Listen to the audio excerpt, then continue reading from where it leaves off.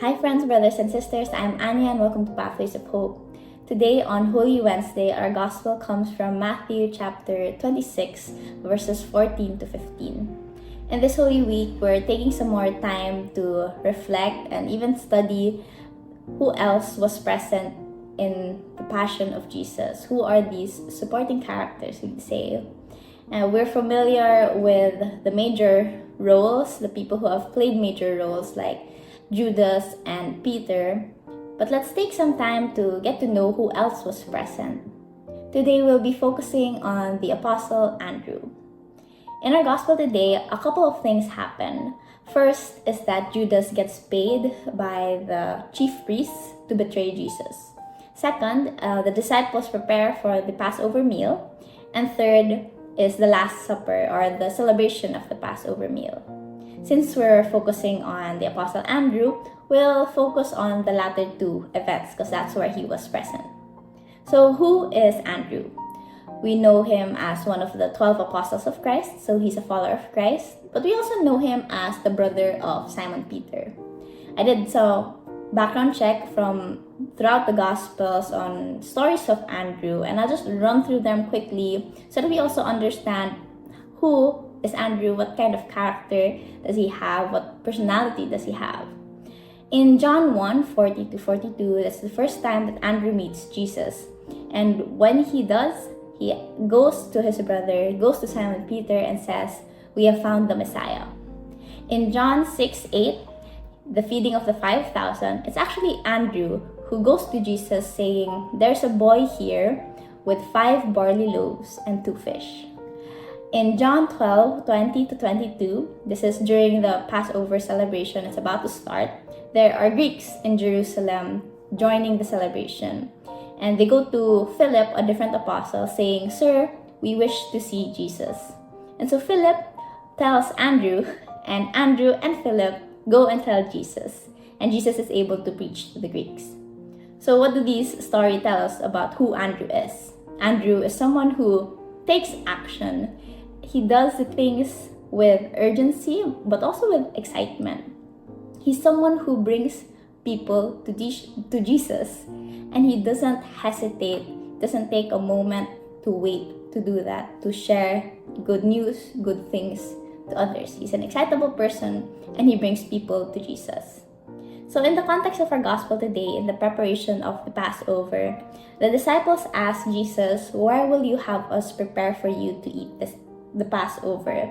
It doesn't say who said it, but we can imagine that it actually was Andrew who asked this question as someone who takes action, who wants to already start preparing. And so when Jesus says, tell this to the person, the teacher says, "My appointed time draws near. In your house, I shall celebrate the Passover with my disciples." Andrew was probably feeling excited. Jesus says, "My appointed time draws near." It's something that everyone has been waiting for, the liberation of Israel. So Andrew is probably feeling really excited. It's what he's been following Jesus for, and he wants the time to come. So what does this teach us about Andrew? So in this preparation of the Passover, Andrew probably didn't even fully understand what was to come, even though Jesus said that his time is near. And this Passover meal wasn't just a simple meal. It wasn't even only a ritual or a traditional celebration. It was Jesus's last meal, and it was the beginning of his passion.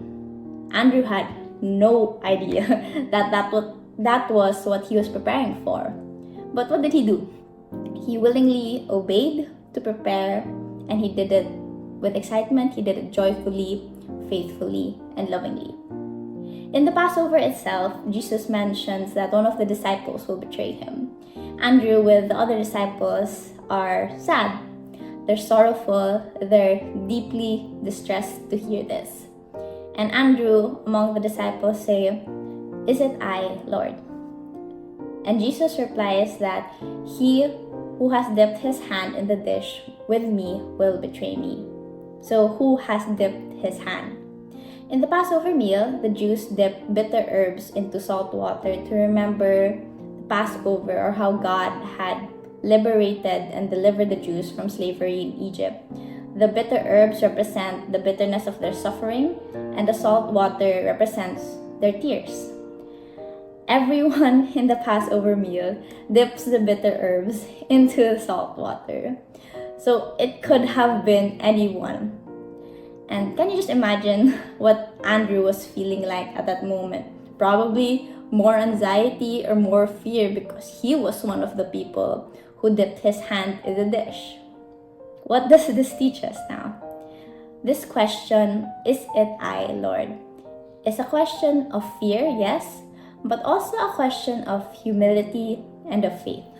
He took Jesus' words seriously, facing the reality that it could really be him who would betray Jesus. There's that recognition of imperfection, of sin, and it shows his humility, but it also shows his faith. One noticeable thing that Andrew says, and all the disciples says, that sets them apart from Judas is that they say, "Is it I, Lord?" While Judas says, "Is it I, Rabbi?" Andrew sees Jesus not just as his rabbi or his teacher, but as his Lord. Even with fear or anxiety, sadness, just from the mere possibility that he could be the one to betray Jesus, he said, "Is it I, Lord?" Still regarding Jesus as Lord, as the Son of God. In this Passover meal and the Last Supper, Andrew teaches us two things. First is to obey joyfully, even when you don't fully understand where the Lord is bringing you or what the Lord is preparing you for. Second is that humility allows us to see Jesus as our Lord, reminds us that Jesus is our Lord, and it builds on our faith. So for our reflections today, I hope we can take some time to reflect on how Andrew, in this context, as a follower of Christ and being present in the passion and resurrection of Jesus. Let's reflect on these two things also. Is there something in your life you're hesitant to obey because you don't fully understand what God is doing? How might you grow in trust so that you can obey with faith and with joy? Second is, in what areas in your life is God inviting you to practice deeper humility? What might that look like in your daily life or in your relationships? So let's take some time to reflect on these things today and also say a thank you to St. Andrew for teaching us these things today.